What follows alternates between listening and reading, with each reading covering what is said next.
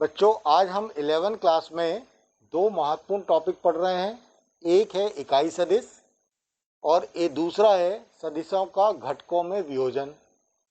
जब तक आप फिजिक्स पढ़ते रहेंगे 11th प्लस 12th दोनों क्लास में इनका यूज़ चलता रहेगा। अच्छा, सबसे बड़ी बात यह है कि इनका यूज़ कहीं पर भी हो जाता है। जैसे आप मैथ्स में a plus b whole square का फॉर्मूला कहीं भी अप्लाई कर लेते हो, वैसे फिजिक्स में सदिश के इकाई सदिश और घटकों का यूज़ कहीं पर भी होने लगता है। तो देखिए, मैं यहाँ पर करना स्टार्ट करता हूँ। इसको मैं बोलता हूँ इकाई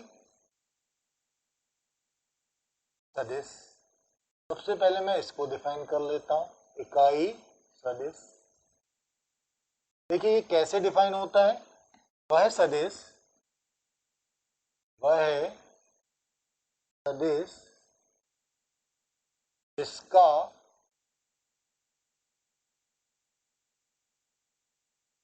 परिमाण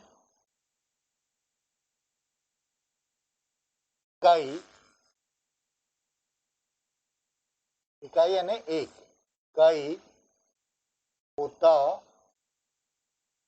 है। इकाई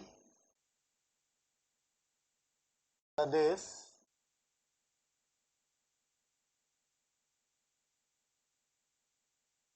कहलाता है। इकाई सदिश कहलाता है। नॉर्मल सदिश को हम काय से शो करते हैं? नॉर्मल सदिश को मैं ए के ऊपर एरो से शो करता हूं, ठीक है। लेकिन इसको हम थोड़ा सा डिफरेंशिएट कर लेते हैं। तो मैं यहां पर ऐसा लेके चलता हूं, इकाई सदिश को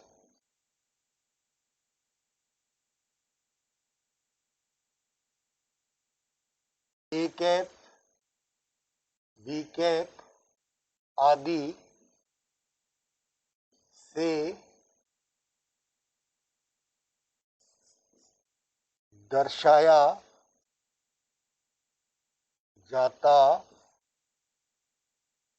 देखिए, इकाई सदिश और नॉर्मल सदिश को हमने डिफरेंशिएट करना शुरू किया। नॉर्मल सदिश को एक एरो बी एरो से दर्शाते हैं और इसको कैप से दर्शाते हैं। इसका मतलब है ए कैप का परिमाण कितने के इक्वल होगा? 1। बी कैप का परिमाण कितने के इक्वल होगा? 1। तो इनका केवल और केवल मान 1 के इक्वल होता है, इकाई सदिश। तो इनका यूज हम कहाँ करते हैं? इनका उपयोग ये आता है, का उपयोग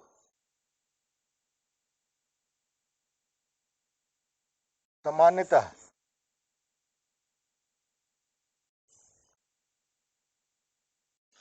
अदिश राशि को सदिश में बदलने होता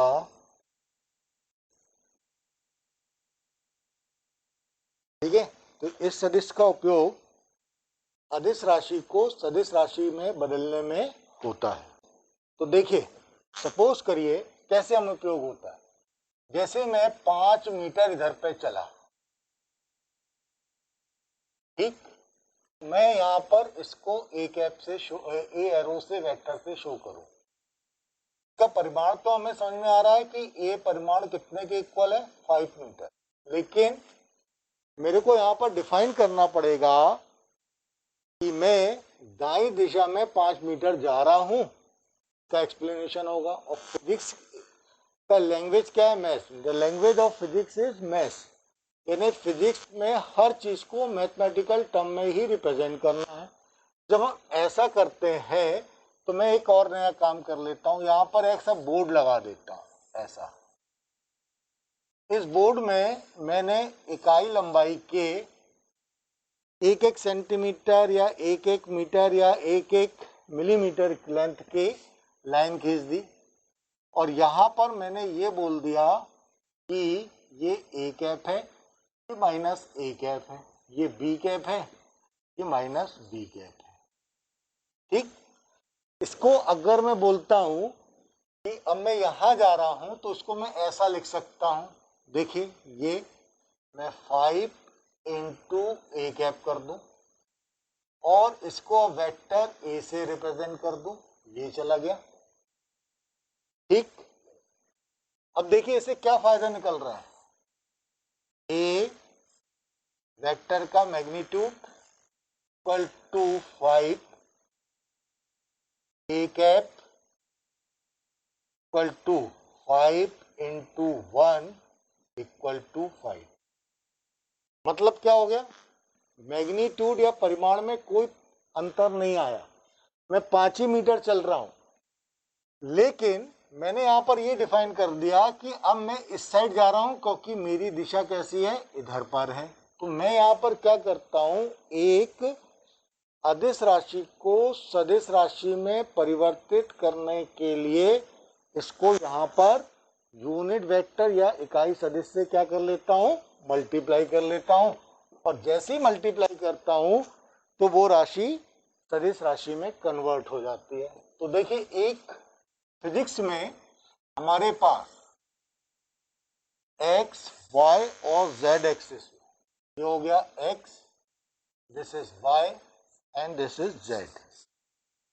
एक्स एक्सिस में यहां पर यूनिट वेक्टर को आई कैप से, वाई डायरेक्शन में यूनिट वेक्टर को जे कैप से, और जेड डायरेक्शन में यूनिट वेक्टर को के कैप से दर्शाया गया है। अब मैं अगर ये बोलता हूं कि my vector is a equal to 5 i, का मतलब क्या हो गया, मैं एक्स डायरेक्शन में 5 मीटर जा रहा हूं। क्यों जा रहा हूं, क्योंकि यहां पर आई जे के इनका परिमाण कितने के इक्वल है, 1 के इक्वल है।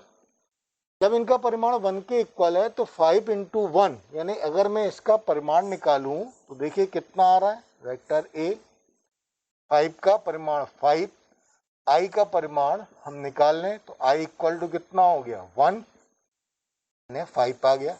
इसका मतलब क्या हो गया, एक डायरेक्शन में अब मेरे को पता लग गया कि मैं एक डायरेक्शन में जा रहा हूं। अब मान लो एक वेक्टर मैंने बी लिया, बी इक्वल टू -7j, तो अब आप देखिए क्या हो रहा है, वाई डायरेक्शन में यूनिट वेक्टर कितना है, जे, लेकिन यहां पर माइनस साइन आ रहा है, यानी हम उल्टी डायरेक्शन में वाई के जा रहे हैं, तो ये इसका मतलब हो जाता है। मान लो मैंने यहां पर लिखा vector C equal to -4i, का मतलब क्या हो गया, एक डायरेक्शन के अगेंस्ट में मैं यहां पर जा रहा हूं, देखिए आई यहां पर कितना है, एक डायरेक्शन को रिप्रेजेंट करता है, माइनस साइन आ रहा है तो इसके अपोजिट हो जाता है।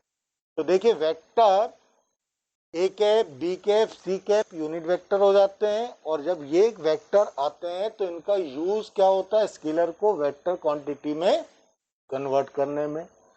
फिजिक्स में आई जे और के डायरेक्शन में यूनिट वेक्टर को फिक्स कर दिया गया है, और ये एक्स वाई और जेड डायरेक्शन में जो यूनिट वेक्टर हैं इनको मैं आई जे और के से शो कर देता हूं। तो जब भी मेरे को यहाँ पर एक डायरेक्शन में जाना है तो मैं आई का कैप करूंगा, वाई डायरेक्शन में जाना है तो जे कैप का यूज करूंगा, जेड डायरेक्शन में जाना है तो के का यूज कर लेता हूं। This is very very important for physics in 11th class, और इसका आपको यूज करते हुए चलना है। देखिए मैं यहां पर नेक्स्ट जो कॉन्सेप्ट बताने वाला हूं दैट इज सदिशों का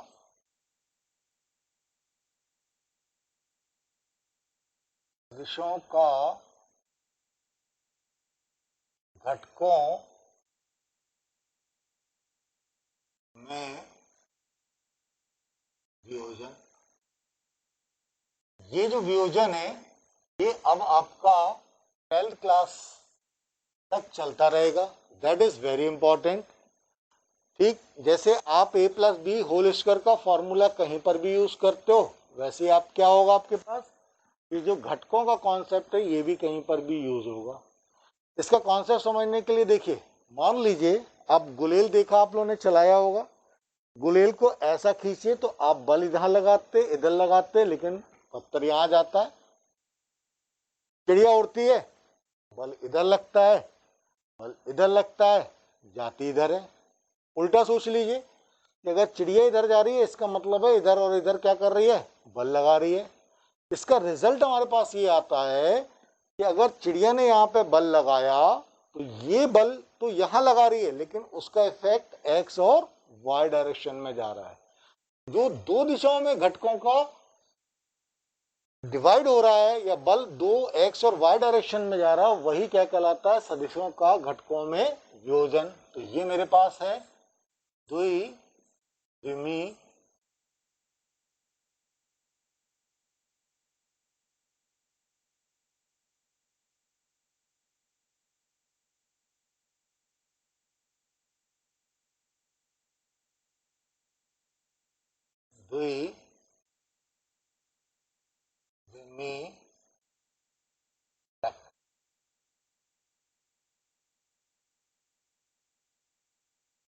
इसको मैं यूनिट वेक्टर इकाई सदिश और इसकी सहायता से देखता हूं।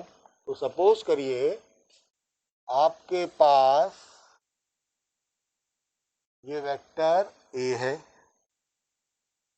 वेक्टर ए, ये एंगल कैसा है, थीटा। ये आपके पास एक्स डायरेक्शन, ये आपके पास वाई डायरेक्शन है। ठीक, अब भी मैंने क्या बताया कि मान लीजिए ये है, तो इसको मेरे को, जैसे ये चिड़िया यहाँ बल लगा रही है तो बल को इधर और इधर डिवाइड करना है। तो मान लीजिए ए का यहाँ पर घटक ए एक्स है, इसका यहाँ पर घटक ए वाई है। ठीक, आपको ये भी मालूम है कि एक्स डायरेक्शन में यूनिट वेक्टर कितना होता है, आई कैप। वाई डायरेक्शन में यूनिट वेक्टर कितना होता है, जे कैप। ठीक, मैं यहाँ पर क्या करता हूँ, इसी कॉन्सेप्ट को यहाँ पर अप्लाई कर लेता हूँ। देखिए मैंने एक ये ले लिया, ओ ए बी सी ले लिया। देखिए मेरे पास क्या कंडीशन आई, ये जो ओ ए आया, ये घटक ए एक्स हो गया, ये जो ए वाई है इसके समांतर ये है, तो ए बी का यहाँ पर वैल्यू कितनी हो गई, जो इसकी वैल्यू हो गई ए वाई जे। मैंने आपको सदिश योग का त्रिभुज का नियम बताया था, तो सदिश योग के त्रिभुज नियम से देखिए, सदिश योग के त्रिभुज नियम से आप काय में चले जाइए, त्रिभुज ओ ए बी में। ठीक, त्रिभुज ओ ए बी में आपके पास कितना आ जाएगा, यहाँ पे ओ ए प्लस ए बी आ गया, में O A plus A B equal to कितना आ जाएगा, ओ बी। ओ ए कितने के इक्वल है, ए एक्स आई,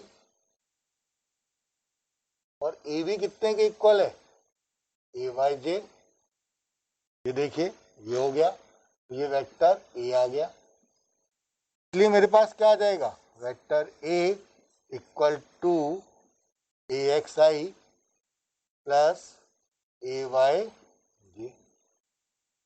इसका मतलब क्या हो रहा है, इसका मतलब क्या हो रहा है कि मैं वेक्टर को उसके घटकों में, एक्स और वाई घटकों में निकाल के अलग अलग ऐड कर सकता हूं। ठीक है, तो ध्यान रखिएगा, हमने ये किया कि चिड़िया ने बल यहां लगाया और यहां जा रहा है, इसका मतलब है इस बल को दोनों दिशाओं में हम कैलकुलेट कर सकते हैं। पॉज करके इसको नोट करिएगा। ठीक, और देखिए मेरे पास क्या कंडीशन आ रही है, अगर मैं इसको देखूं, देखिए इसी त्रिभुज में मेरे पास ये जो ए एक्स है, ये ए एक्स है, इस ए एक्स को मैं बोल देता हूं 36 घटक बोल देता हूं, और ये जो ए वाई है, ए वाई, ये मेरे पास ऊर्ध्वाधर घटक कहलाता है। तो ए एक्स मेरे पास क्षैतिज घटक हो गया और ए वाई मेरे पास ऊर्ध्वाधर घटक हो गया। बहुत इंपॉर्टेंट है ये। तो सबसे पहले मैं ए एक्स की वैल्यू निकाल लेता हूं। ए एक्स ये हो गया मेरे पास क्षैतिज घटक, ठीक। क्षैतिज घटक की वैल्यू निकाल लें। तो देखिए, आप इसी त्रिभुज में आ जाओ। त्रिभुज ओ ए बी में, ठीक है, O A upon O B equal to आधार बटे कर्ण कितने के इक्वल होता है? Cos theta. तो O A equal to O B cos theta. अब आप देखिए ओ ए कितने के इक्वल है? A X. तो ए एक्स इक्वल टू कितना हो गया आपके पास? ओ बी कितने के इक्वल है? ए। तो ये हो जाएगा ए कॉस थीटा। ये आपका क्षैतिज घटक का मान हो गया। अब हमेशा ध्यान रखिएगा, किसी भी वेक्टर को अगर दो डायरेक्शन में आप डिवाइड कर रहे हैं तो जो क्षैतिज या एक डायरेक्शन के साथ इसकी वैल्यू आती है वो ए कॉस थीटा की वैल्यू के इक्वल होती है। पॉज करके इसको नोट करिएगा।